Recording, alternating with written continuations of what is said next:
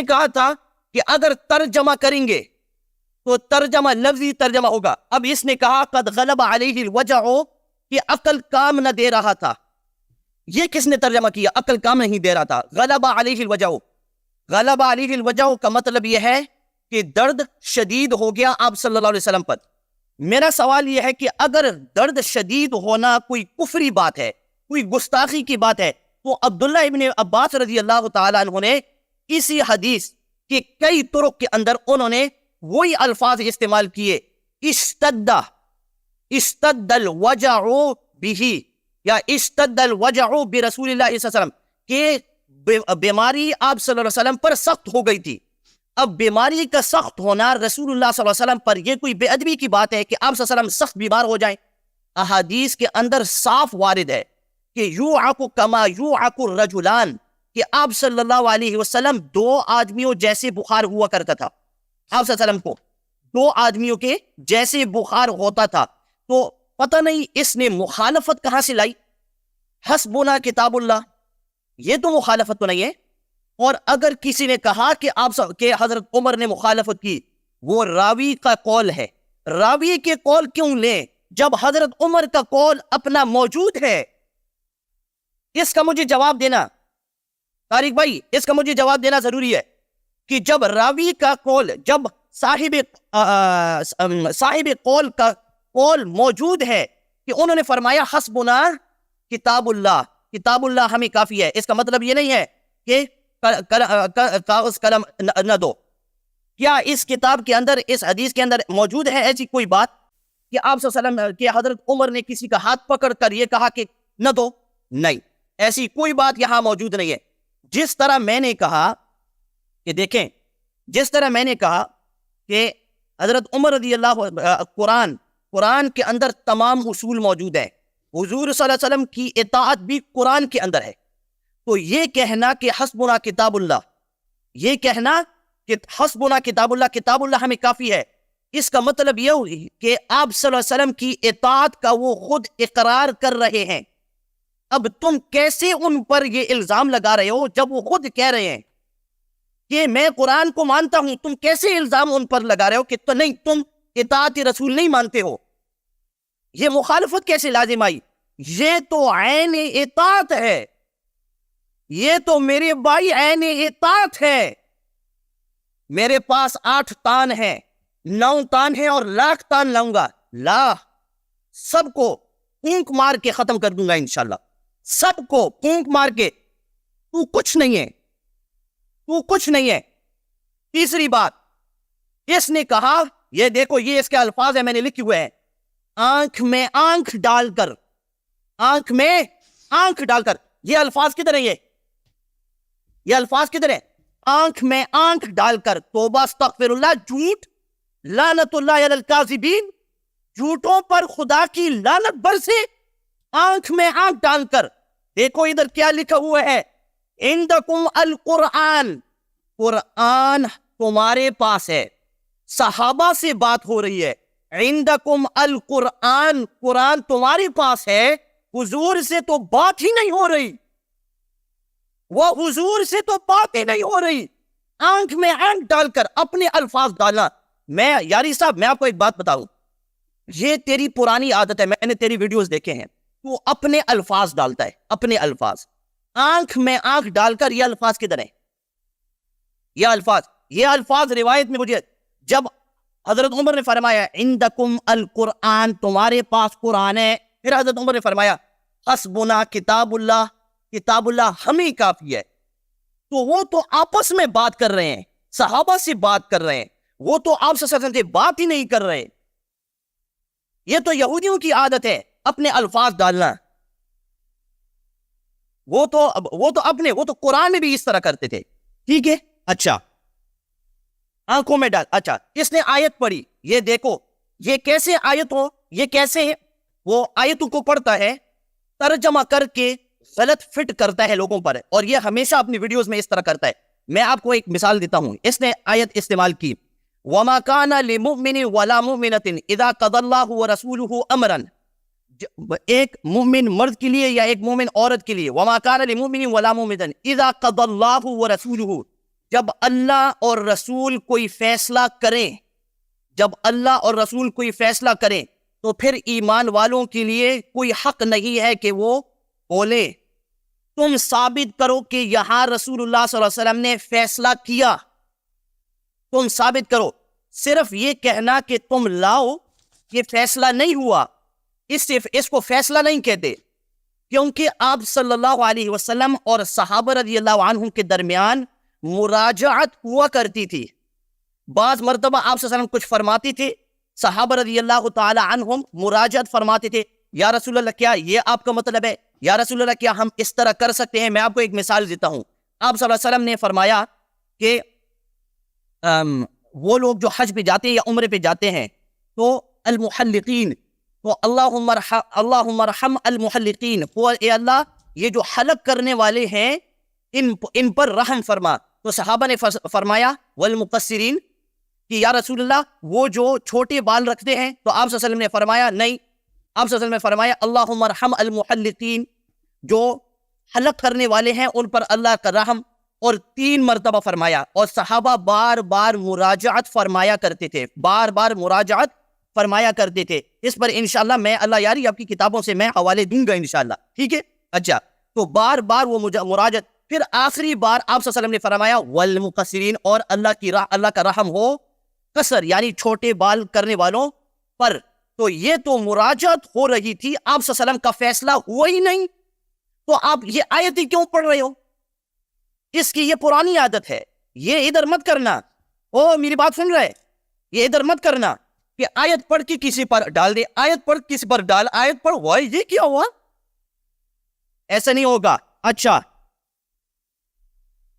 وہ انہوں نے کہا کہ جب آپ صلی اللہ علیہ وسلم کوئی بات بولیں تو کسی کوئی آپشن ہے ہی نہیں، یہ خدا کی قسم جھوٹ ہے، آپشن ہوتا ہے، جس طرح میں نے کہا تھا، ٹھیک ہے؟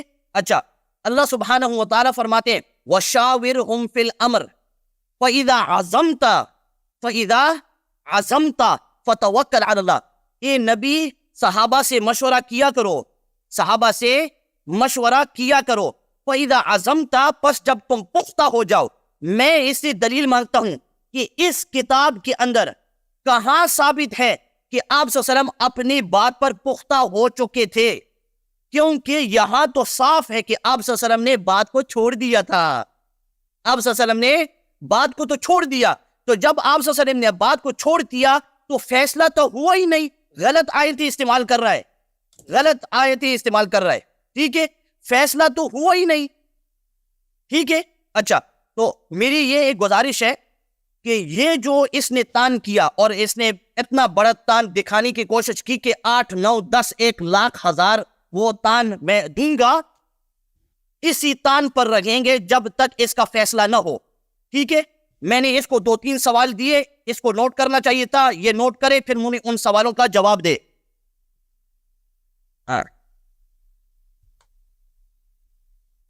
آپ کی آواز نہیں آ رہی طارق بھائی؟ جی آپ ٹائم ان کا ختم ہو گیا سر، وہ میرا مائک بند تھا، میرا مائک۔ جی اب 10 منٹ کا یہ ٹرن ہوگی سر۔ اوکے، یہ جو پوائنٹ ریز کیے ہیں شیخ صاحب نے، آپ جی انشاءاللہ، بسم اللہ، شروع کریں۔ بسم اللہ الرحمن الرحیم۔ میرے محترم ناظرین، بے حیائی اگر دیکھنا چاہتے ہیں اور حقائق کے سامنے آنکھ میں آنکھ ڈال کر اور ان کا انکار کرنا چاہتے ہیں تو شیخ عبدالحلیم صاحب کو دیکھ لیجئے۔ یہ بخاری کی روایت ہے، جس میں نبی صلی اللہ علیہ وسلم کے فرمان ملاحظہ کریں۔ یہ نبی صلی اللہ علیہ وسلم کیا فرماتے ہیں؟ ایتونی، یہ ترجمہ کریں ایتونی کا کیا مطلب ہے؟ ایتونی، لے کے آؤ، ایتونی لے کر آؤ، اکتب لکم کتاباً، ایتونی صیغہ امر ہے یا نہیں ہے؟ تم لے کر آؤ، یہ واجب ہے یا نہیں ہے؟ نبی صلی اللہ علیہ وسلم کی اطاعت، کہتے ہیں یا نبی صلی اللہ علیہ وسلم نے کہاں بولا، کہاں فیصلہ؟ یہ نبی سے کا فیصلہ ہے کہ ایتونی کا مطلب یہی ہے کہ میں نے فیصلہ کر لیا ہے کہ اللہ کے حکم سے، میرے حکم سے قلم کاغذ لانا واجب ہے، مخالفت اس کا حرام ہے۔ نبی صلی اللہ علیہ وسلم نے نہ عمر سے مشورہ کیا، نہ ابوبکر سے مشورہ کیا، نہ کسی صحابی سے مشورہ کیا کہ وہاں پر رجوع کا کوئی مجال ہو۔ ایتونی کا مطلب یہ ہے کہ انہوں نے فیصلہ سنا دیا کہ اس کا لانا واجب ہے، اس کا انکار کرنا، اس میں نزاع کرنے والا وہ جواب دینے کا لائق ہی نہیں ہے۔ اچھا، پھر کہتا ہے عمر نے کہاں پہ مخالفت کیا؟ یہ جو عمر کے جملے ہیں عندنا کتاب اللہ حسبنا کتاب اللہ، کب نبی صلی اللہ علیہ وسلم نے اپنے حیات میں بولا کتاب اللہ کافی ہے؟ کس مسلمان کا عقیدہ ہے کہ کتاب اللہ کافی ہے؟ کس کے جواب میں عمر نے بولا ہے حسبنا کتاب اللہ؟ نبی صلی اللہ علیہ وسلم کے جواب میں بولا ہے نا، ابتداءً تو نہیں بولا کہ کتاب اللہ کافی ہے۔ نبی صلی اللہ علیہ وسلم نے کہا کہ قلم کاغذ لے کے آؤ، میں وصیت لکھنا چاہتا ہوں تاکہ تم کبھی گمراہ نہ ہو جاؤ۔ اس کے جواب میں بولا ہے کہ کتاب اللہ کافی ہے۔ اس کا مطلب ہے الکنایۃ ابلغ من التصریح، یہ تصریح ہے، تصریح سے بھی زیادہ تصریح ہے، یہ بلیغ ہے کہ ہمیں آپ کی کتاب کی ضرورت نہیں ہے۔ مخالفت بہت واضح ہے۔ اور پھر یہ اسی حدیث میں، بخاری کی حدیث میں، اور پھر ملاحظہ کریں احمد ابن حنبل کی جو حدیث ہے، جابر کے الفاظ ہیں یہ، کہتے ہیں تم نے راوی کے الفاظ تم نے پکڑ لیے، اور راوی کے الفاظ میں نے پکڑ لیے ہیں۔ یہ راوی کون ہے؟ جابر کے الفاظ ہیں، جابر شاہد واقعہ ہے، سارا دن بیٹھ کہتا ہے نا صحابہ صحابہ صحابہ، اور صحابی آئی ہے، صحابی کہہ رہا ہے، کیا کہہ رہا ہے؟ فخالف علیہ عمر بن الخطاب، عمر نے مخالفت کی ہے۔ اور آپ کہہ رہے ہیں بخاری میں بھی موجود ہے عمر نے مخالفت کی ہے، مسلم میں بھی عمر نے مخالفت کی ہے۔ بخاری میں جو الفاظ ہے حسبنا کتاب اللہ، حسبنا کتاب اللہ کا کیا مطلب ہے؟ کہ یہ ابتداءً تو نہیں بولا نا، ایک مقام ہے، ایک کانٹیکسٹ ہے، کانٹیکسٹ کو آپ کو کوئی انکار نہیں کر سکتا۔ اور اسی بات کی وجہ سے صحابہ میں اختلاف شروع ہو گیا، وہ عمر کی بات کی وجہ سے ہی۔ ملاحظہ کریں بخاری کی جو حدیث نمبر 4432 میں نے دکھائی آپ کو، عمر نے کہا وَعِنْدَكُمُ الْقُرْآنِ حَسْبُنَا کتاب اللہ، کتاب قرآن ہمارے پاس ہے، کتاب اللہ ہمارے لیے کافی ہے۔ فَاخْتَلَفَ أَهْلُ الْبَيْتِ، فَاخْتَلَفَ تفریق کے لیے ہوتا ہے۔ عمر کی بات کی وجہ سے، کیونکہ عمر نے آغاز اختلاف کیا ہے تو لوگوں نے مخالفت کی، تو عمر کا مخالفت بہت واضح ہے۔ پھر ہم آئیں گے حسبنا کتاب اللہ، خود کلام کفریہ ہے، کسی مسلمان کا عقیدہ ہی نہیں ہے کہ حسبنا کتاب اللہ، نہ یہ کبھی نبی صلی اللہ علیہ وسلم نے فرمایا، نہ کبھی قرآن نے بولا ہے۔ یہ اللہ حسبنا کتاب اللہ، اللہ کی تکذیب ہے، رسول اللہ صلی اللہ علیہ وسلم کی تکذیب ہے، اور اس کے قائل کے کفر پہ امت کا اجماع ہے کہ کتاب اللہ کافی نہیں ہے، سب لوگ جانتے ہیں۔ اچھا کہتے ہیں روایت پڑھنے کا فہم ہے، روایت پڑھنے کا، جی روایت اپنے شاہد حال بتا رہا ہے، فہم نہیں ہے اس کا، وہ کہہ رہا، وہ شہادت دے رہا عمر نے مخالفت کیا۔ جابر ابن عبداللہ انصاری شہادت دے رہا عمر مخالفت کیا، کہتا ہے اس کا فہم ہے، فہم نہیں ہے، اجتہاد نہیں ہے، اس کی شہادت بالحس بالمشاہدہ بالعیان، اس نے شہادت دی ہے، دیکھی شہادت دیا۔ اچھا کہتا ہے غلبہ الوجہ کا مطلب ہے، شیخ صاحب آپ مجھے کہہ رہے ہیں کہ لفظی ترجمہ کرو، میری طرف دیکھو شیخ صاحب، مطالعہ نہ کرو، شیخ صاحب میری طرف دیکھو کہ غلبہ الوجہ کا مطلب ہے اشتد علیہ الوجہ۔ کس بیوقوف نے بولا ہے؟ کس احمق نے بولا ہے کہ غلبہ کا مطلب ہے اشتدہ؟ اور کس احمق نے بولا ہے غلبہ کا مطلب ہے اشتدہ؟ غلبہ کا مطلب ہے کہ یہ شخص غلبہ علیہ، یہ اپنے درد کا مغلوب ہو چکا ہے، شکست کھا چکا اپنے درد کا۔ اس کا مطلب ہی کیا ہے؟ غلبہ، غالب بولتے ہیں پیروز کو، مغلوب بولتے ہیں شکست۔ غلبہ علیہ الوجہ، درد اس پہ حاوی ہو چکا ہے، درد اس کو مغلوب، اس کی کس جگہ کو مغلوب کر دیا ہے؟ نبی صلی اللہ علیہ ان رسول صلی اللہ علیہ وسلم قد غلب علیہ، بے شک وہ اپنے درد کا مغلوب ہو چکا ہے۔ ان کا جسم یا ان کا فکر، جب اس قرائن سے پتہ چل جاتا ہے کہ اس کا مطلب ہی یہی ہے، کہ اس عبارت، ابھی میں آگے جا کر کو بتاؤں گا غلبہ الوجہ عبارت اخرى، کیونکہ بخاری کے نزدیک نقل بالمعنی جائز ہے۔ غلبہ الوجہ کا مطلب ہی یہی ہے انہ یحجر، کہ یہ ہذیان کہہ رہے ہیں، کیونکہ غلبہ الوجہ کا مطلب یہ کہ ان کا فکر صحیح کام نہیں دے رہا، یہ اپنے درد ان پہ حاوی ہو چکا ہے۔ کیونکہ عربوں کا عقیدہ یہ تھا کہ ایک شخص جب مریض ہوتا ہے تو وہ اس کا عقل کھو بیٹھ جاتا ہے، اس کا مطلب یہی ہے، یہ عبارت اخرى اس کا ہے۔ اور بخاری نقل بالمعنی کا قائل ہے، یہ اسی کا دوسرے الفاظ ہیں۔ اچھا آپ نے کہا کہ نہ آنکھ میں آنکھ ڈال کر بولنا دکھاؤ، یہ بھائی نبی صلی اللہ علیہ وآلہ وسلم کے گھر میں بیٹھ کر ان کی مخالفت کرنا، یہ ان کے گھر میں بیٹھ کر مخالفت کرنا، بعبارت اخرى ان کے آنکھ میں آنکھ ڈال کر اس نے مخالفت کی، یہ ایک اصطلاح ہے۔ کوئی ضروری نہیں ہے کہ آنکھ سامنے جھک کر اس کے آنکھوں میں دیکھا ہو، آنکھ میں آنکھ ڈال کر مخالفت کی، یعنی ان کے حضور شریف میں، ان کے حضور شریف کا انہوں نے خیال نہیں رکھا ہے، حرمت کا خیال نہیں رکھا، مخالفت کی۔ اب انہوں نے کہا کہ جتنے میں نے تان کا ذکر کیا ان سب کا، یہ سب ایک ہی تان کی طرف جاتا ہے، نہیں، یہ ایک تان نہیں ہے، مخالفت اور تان ہے، دوسروں کا یہ لیڈر بن گیا ہے، دوسروں سے بھی مخالفت کرے، دوسرا تان ہے، یہ تان سبب اذیت نبی صلی اللہ علیہ وآلہ وسلم ہے، یہ مخالفت یہ وہ پہلا تان نہیں، یہ دوسرا تان ہے. یہ تان توہین نبی صلی اللہ علیہ وسلم ہے. یہ پہلا تن نہیں، یہ اگلا الگ تان ہے. پھر اس نے دوسروں سے بھی اذیت کرایا ہے، دوسروں سے بھی توہین کرایا ہے. اچھا پھر اللہ آپ کا بھلا کرے. اور پھر یہ تان کہ جب اس نے اللہ اور رسول صلی اللہ علیہ وسلم کی مخالفت کی ہے تو اس سے ثابت ہو جاتا ہے کہ اس کا نہ اللہ پہ اعتقاد ہے نہ روز جزا پہ اعتقاد ہے. کیونکہ اللہ اور روز جزا پہ اعتقاد ہوتا تو میں نے قرآن کی آیت دکھائی، اس کو آیت کا کیوں آپ نے جواب نہیں دیا شیخ صاحب؟ وجہ کیا ہے؟ وجہ کیا ہے؟ انما کان قول المؤمنین، مؤمنین کا قول تو یہ ہے اذا دعوا الی اللہ ورسولہ لیحکم بینہم، جب اللہ اور رسول کی طرف بلایا جاتا ہے کہ ان کے درمیان کوئی وہ حکم دے دیں، ان یقولوا سمعنا واطعنا، کہ کہہ دیں ہم نے ہماری سماعت ہے طاعت ہے. اور مجھے بتاؤ یہاں پہ عمر نے سمعنا اطعنا بولا ہے یا مخالفت کیا؟ اور سمعنا اطعنا بولا ہے، مخالفت کی ہے، اور دوسروں کی بھی مخالفت سکھایا ہے. اس کا کیوں تم نے جواب نہیں دیا؟ اچھا فَلْيَحْذَرِ الَّذِينَ يُخَالِفُونَ عَنْ أَمْرِهِ، اس کا کیوں آپ نے جواب نہیں دیا؟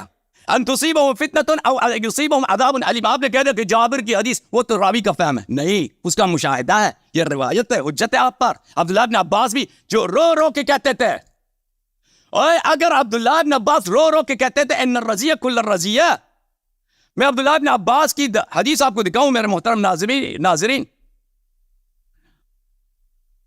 عبداللہ بن عباس روتے تھے اور کہتے تھے یوم الخمیس وما یوم الخمیس، القارعۃ ما القارعہ، یوم الخمیس وما یوم الخمیس. یہ کس معنوں میں کہا جاتا ہے یوم الخمیس؟ یہ تفخیم عامر اور تعظیم مصیبت کے لیے کہا جاتا ہے. اور پھر کہا ثم بکا حتی بل دمعه الحسباء، اتنے روتے تھے اس واقعے کو ذکر کر کے کہ ان کی آنکھوں میں آنسوؤں سے زمین تر ہو جاتا تھا. اور پھر ملاحظہ کرے عبداللہ بن عباس حبر الامہ کا، یہ بخاری کی حدیث نمبر ہے، ملاحظہ کریں میرے محترم ناظرین، یہ حدیث نمبر ہے 114، ان الرضیہ کل الرضیہ ما حال بین رسول اللہ صلی اللہ علیہ وسلم و بین الکتابہ. مصیبت، ساری مصیبت وہ مصیبت ہے، اسلام کے سارے مصائب کا جڑ یہی ہے. آئے ہائے ہائے، رسول صلی اللہ علیہ وسلم کہاں راضی ہو گئے؟ کیوں جھوٹ کہتے ہو کہ رسول صلی اللہ علیہ وسلم راضی ہو گئے؟ رسول صلی اللہ علیہ وسلم کہاں راضی ہو گئے؟ اچھا ان الرضیہ کل الرضیہ، سب مصیبت کا جڑ یہ ہے کہ رسول صلی اللہ علیہ وسلم اور اس کتابت کے درمیان لوگ حائل ہو گئے. وہ حائل کون ہوئے تھے؟ صحابہ کے تو دو گروہ تھے نا. ایک گروہ وہ ہے کہ کہتا کتاب لکھ دو، وصیت لکھنے دو. ایک گروہ جو مخالفت کرنے والا ہے. واضح بات ہے، کس سے نہیں کہا؟ عمر تو مخالفین کا لیڈر تھا، اس میں تو شک ہی نہیں ہے.